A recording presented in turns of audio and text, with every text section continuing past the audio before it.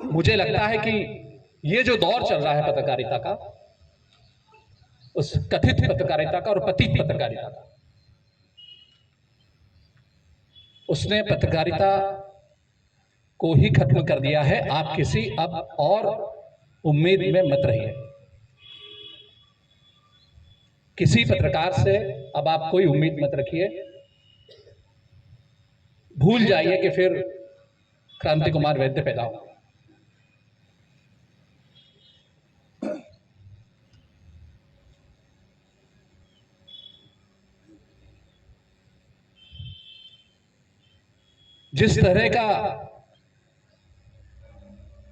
जिस तरीके से हम लोगों ने, हमारी पीढ़ी ने और हमारी पिछली पीढ़ी ने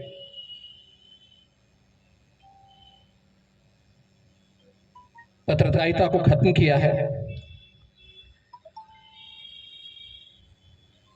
हिंदू मान्यताओं में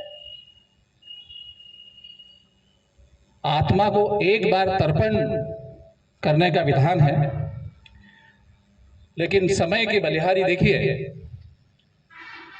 कि अपनी मान्यताओं को साबित करने के लिए हम रोज शाम को टीवी स्टूडियो में पत्रकारिता का तर्पण करते नजर आ रहे हैं।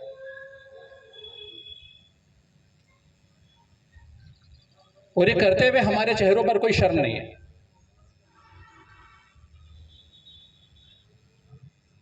न उन चेहरों पे, न उन संपादकों के चेहरों पे, न उन मालिकों के चेहरों पे, और सबसे बड़ी बात कि जो लोग इन चैनलों को, इन पे दिखाए जा रहे पत्रकारिता के नाम पर रोज जो नाटक किया जाता है इन चैनल्स पर, उसको देखने के लिए आप और हम सभी उतने ही जिम्मेदार हैं। अगर पत्रकारिता और पत्रकार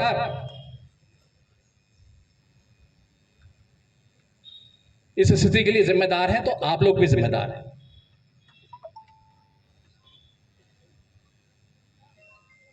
आप लोगों ने उस सिस्टम में खुद को बिठा दिया है जो ये चैनल मालिक, जो सरकारें और जो पत्रकार बनाना चाहते थे, जिसमें आप लोगों को बिठाना चाहते थे।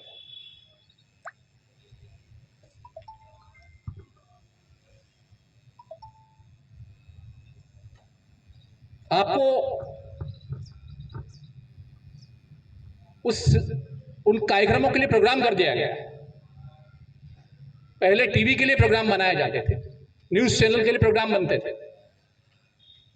और अब ये जो दौर आया है, इसमें उन्होंने आप ही को प्रोग्राम कर दिया है। पहले वो आपके हिसाब से कार्यक्रम बनाते थे, आपके हिसाब से न्यूज पैकेजेस बनते थे, आपके हिसाब से आधे घंटे के कार्यक्रम बनते थे, आपके हिसाब से समाचार बनाए जाते थे। अब उन्होंने हर चैनल पर, हर कार्यक्रम में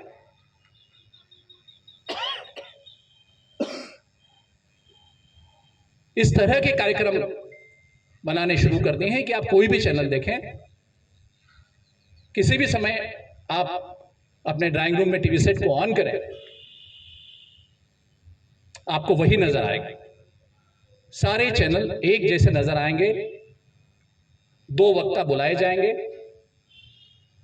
किसी हिंदू मुस्लिम विषय पर उस पर बहस होगी, एक दूसरे को गाली गलौज करवाई जाएगी। आप ये देखकर उत्साहित होंगे कि देखिए किस तरह चैनल पर दोनों लोग लड़ रहे हैं, लेकिन असल में ये सब कुछ बेहद नाटकीय है। वो आपके लिए बनाया गया है ताकि आप अगले 1 घंटे तक, अगले आधे घंटे तक बैठकर उसे देखते रहें और उस पर से न्यूज चैनल्स को टीआरपी मिलते रहे।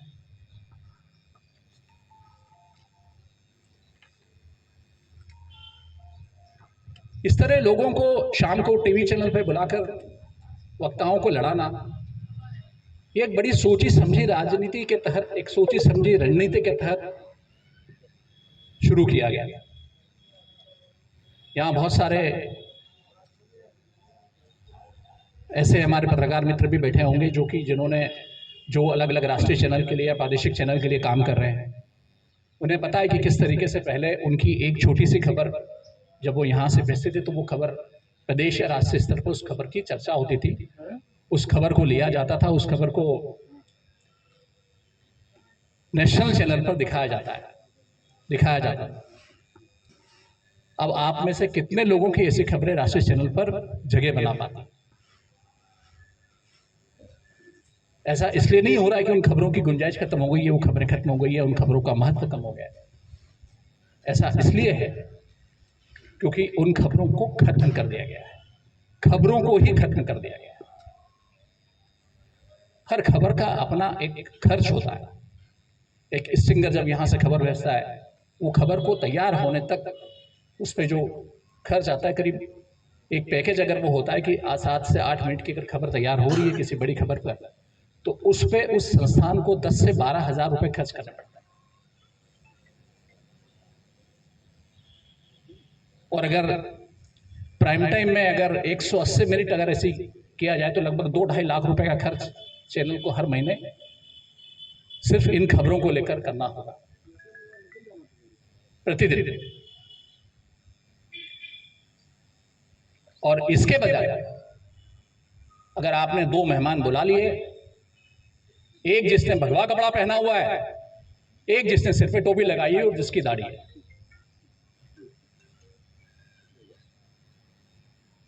एंकर अपनी भूमिका बदल चुका है।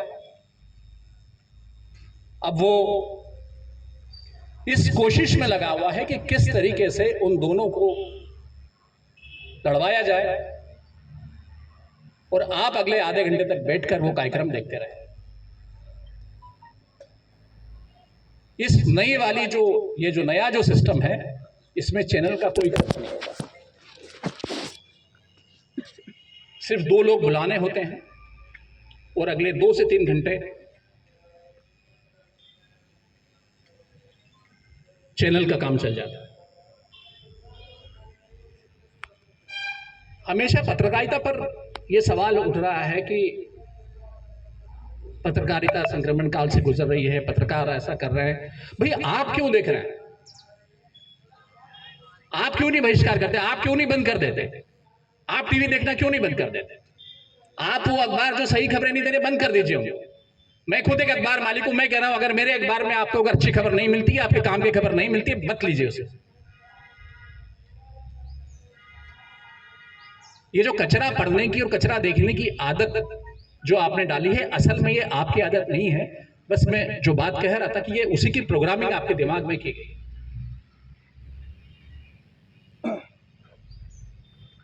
इससे बचना बहुत जरूरी है।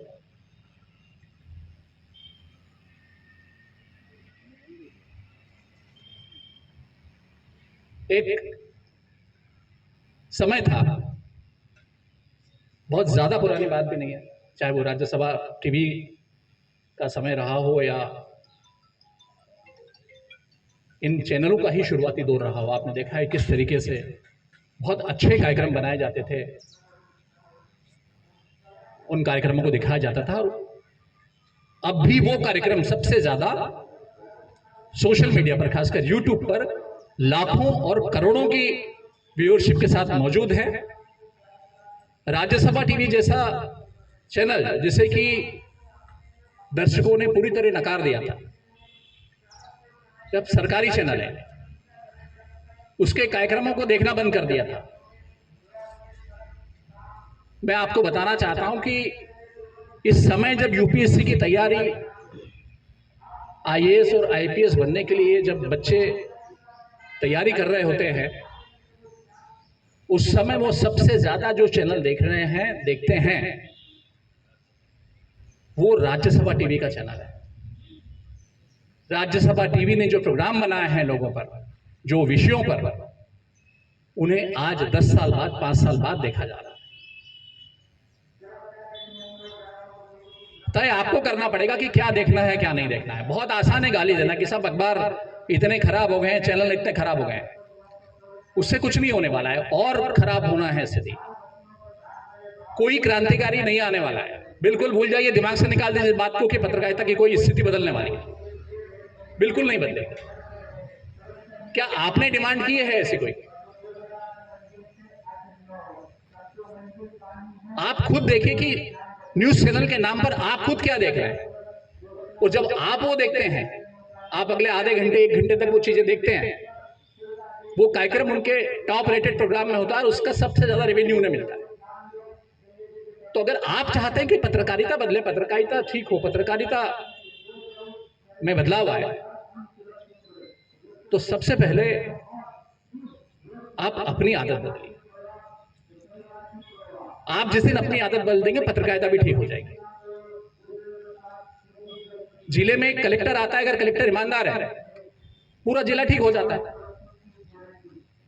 जिस दिन वो जाता है, फिर एक भ्रष्ट अधिकारी आता है, फिर वही सिस्टम बन जाता है।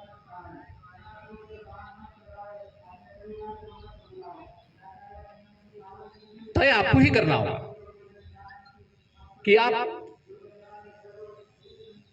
कैसा मीडिया चाहते हैं, और इसी से तय हुआ कि आप कैसा समाज चाहते हैं।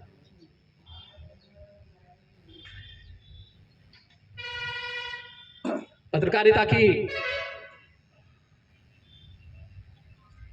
भाषा पर भी इस समय बड़ा विचार मंथन हो रहा है, वहां भी लगभग यही स्थिति है। बिना किसी तैयारी के, बिना पढ़े लिखे संवाददाता या स्टिंगर बनने तक तो मामला ठीक था, लेकिन मैं ऐसे भी कई संपादकों को जानता हूं, बड़े राष्ट्रीय स्तर के अखबारों के संपादकों को जानता हूं, जिन्होंने अपने जीवन में 5 किताबें नहीं पढ़ी।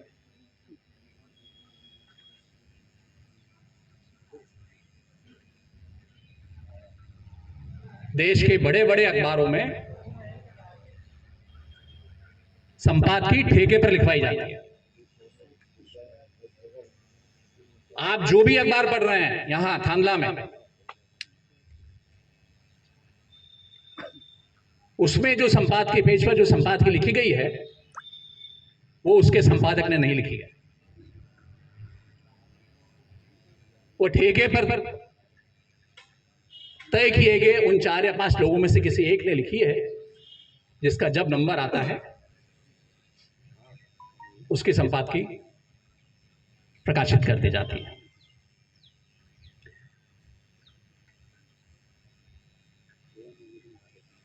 मैं और मेरे साथ आप में से ज्यादातर लोग नई दुनिया पढ़कर हम लोगों की पढ़ाई हुई है, हम लोग आगे बढ़े हैं। नई दुनिया की भाषा कि हम लोग मिसालें देते आए हैं इतने सालों तक। असल में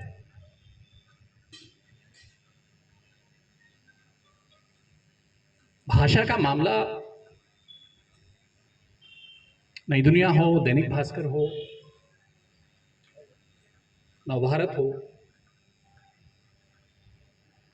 मेरा खुद का अखबार भी इसमें शामिल है, हम लोगों ने ही सबसे ज्यादा भाषा को बर्बाद किया है और अखबार की भाषा को बर्बाद किया है।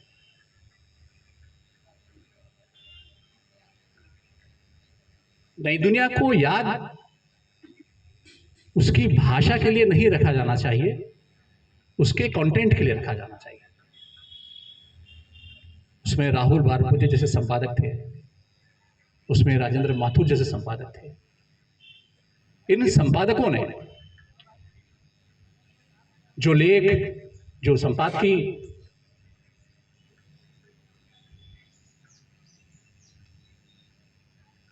जो कंटेंट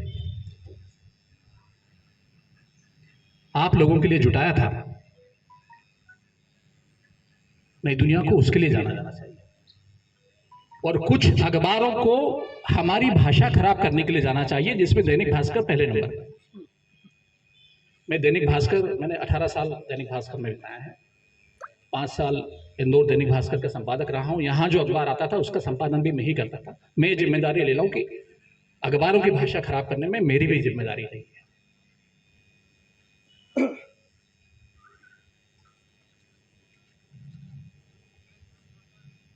मेरे साथियों से भी मैं बात कर रहा था कि नई दुनिया की जब भाषा की बात हो कि भाषा पे बात करनी है, तो पहली बात यह है कि नई दुनिया की भाषा तो बड़ी अच्छी भाषा रही है। फिर जब विचार किया, उसमें देखा कि ये तो एक प्रशासनिक भाषा थी।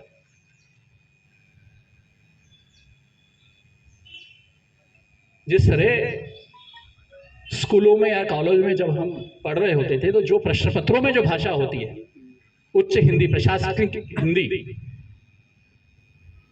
यह तो वो भाषा था। आपको पता है, इस भाषा, ये जो आधुनिक हिंदी है, जो प्रशासकीय हिंदी है,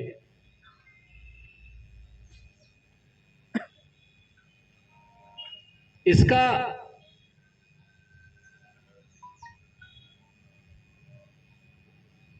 निर्माण कहां हुआ है? कलकत्ता के विलियम्स कॉलेज।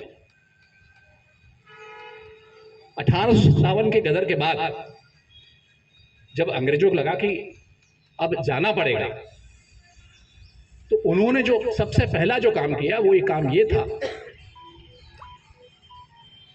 कि हिंदुओं और मुसलमानों को कैसे बांटा जाए। और बांटने में सबसे जो अहम काम जो कर सकती थी, वो भाषा ही कर सकती थी।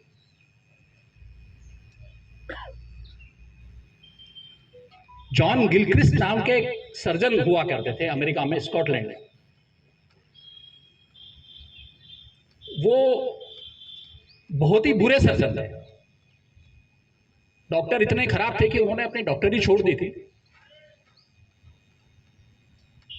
और वो बैंकर हो गए थे, बैंक में काम करते थे। थोड़े साल उन्होंने बैंक में काम किया, तो बैंक के जो बड़े अधिकारी थे, उन्होंने कहा कि भाई आपसे ये भी नहीं हो पाएगा, आप छोड़ दीजिए इसे। उनको थोड़े दिन की मोहलत मिली। इस बीच उन्होंने ईस्ट इंडिया कंपनी में जो है वो अप्लाई किया। चूंकि उस समय भारत आने के लिए अंग्रेज ज्यादातर तैयार नहीं थे, तो वो सज्जन जो है वो तुरंत तैयार हो गए आने के लिए, भारत आने के लिए। और ईस्ट इंडिया कंपनी और अंग्रेज सरकार की महानता देखिए कि एक ऐसा व्यक्ति जो एक खराब सर्जन रहा हो, बहुत ही फेल्योर, असफल बैंकर रहा हो, उस व्यक्ति को उन्होंने कलकत्ता के विलियम्स कॉलेज में यह जिम्मेदारी दी कि ये जो हिंदी जो आप हम पढ़ रहे हैं, जो राजभाषा कही जा रही है, जो आधुनिक हिंदी है, जो मॉडर्न हिंदी है, जो प्रश्न पत्रों की भाषा है, जो सरकारी दफ्तर की भाषा है, इस भाषा का निर्माण जो है वो जॉन गिलक्रिस्ट ने किया।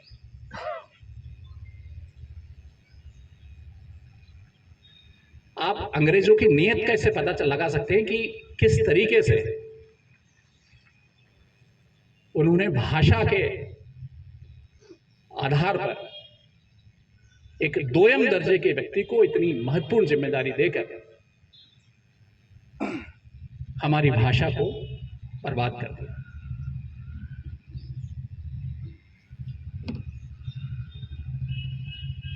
इस तरह आधुनिक हिंदी बनाई गई, वैसे ही आधुनिक उर्दू बनाई गई, और उसके पीछे बड़ी सीधी सी मंशा थी कि हिंदी जो है वो हिंदुओं की भाषा रहेगी और उर्दू जो है वो मुसलमानों की भाषा रहेगी।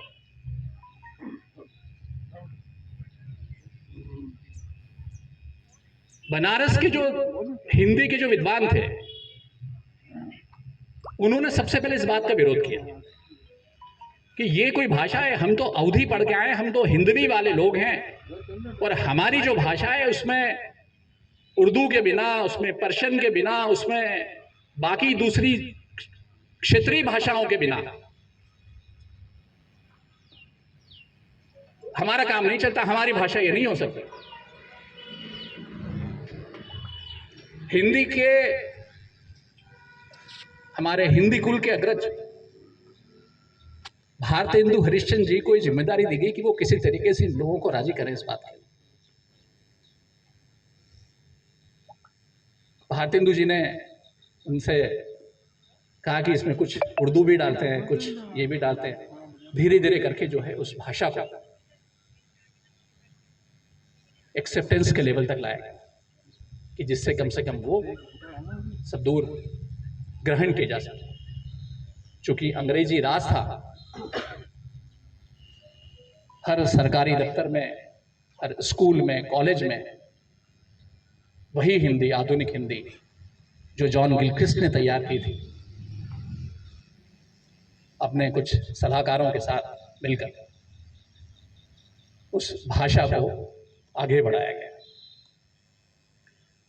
मुझे दुख इस बात का है कि उसके बाद जितने अखबार आए, खासकर आज़ादी के बाद के जो अखबार थे, उन्होंने उस भाषा को ठीक करने में, सुधारने में कोई भूमिका नहीं निभाई। जो भाषा, सरकारी भाषा, जो किताबों की भाषा, जैसा मैं कहता हूं कि प्रश्न पत्रों की भाषा, राजभाषा, सरकारी कामकाज की भाषा, उसी भाषा को उन्होंने आगे बढ़ाया।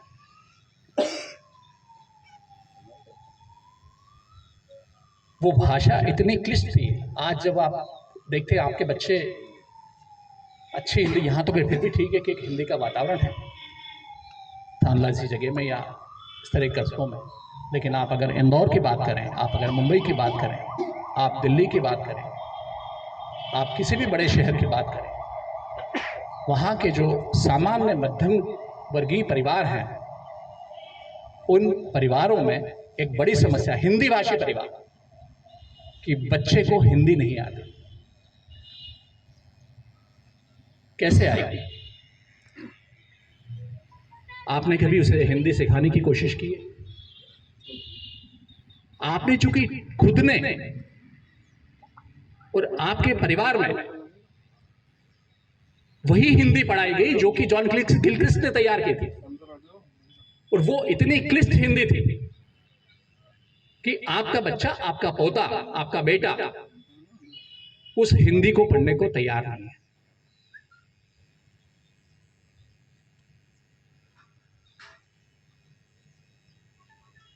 बहुत ही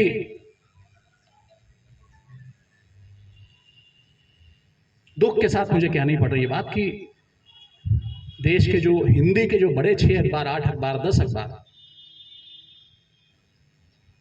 उनमें किसी भी अखबार में न तो उनका कोई अपना स्टाइल शीट होता है कि भाई ये शब्द हम ऐसे लिखेंगे,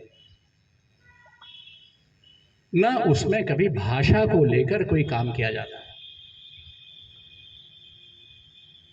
मैं आप लोगों से जानना चाहता हूं कि दैनिक भास्कर के संपादक थे कल्पेश याग्निक, स्वर्गीय कल्पेश याग्निक। उनके जाने के बाद आप में से कितने लोगों ने दैनिक भास्कर में किसी संपादक का संपादकीय पढ़ा है?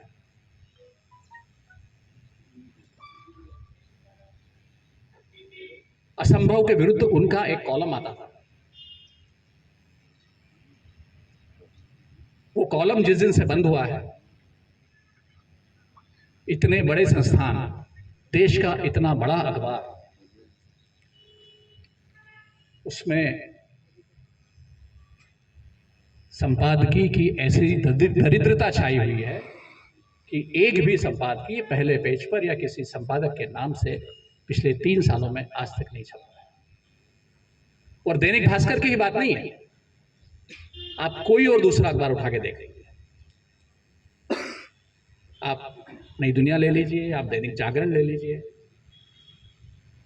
कोई अखबार ले लीजिए हिंदी का,